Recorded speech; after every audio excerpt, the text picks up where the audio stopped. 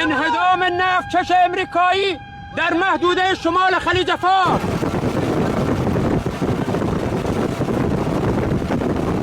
الله اکبر. درود بر جمهوری اسلامی ایران. رزمندگان نیروی دریایی سپاه پاسداران انقلاب اسلامی.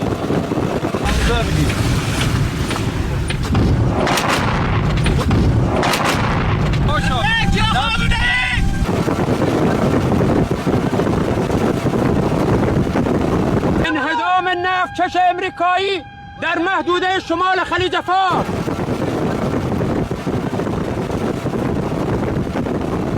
الله اکبر. درود بر جمهوری اسلامی ایران. رزمندگان نیروی دریایی سپاه پاسداران انقلاب اسلامی. Terima kasih telah menyaksikan informasi kami hari ini. Terus ikuti informasi terbaru hanya di infoku.id.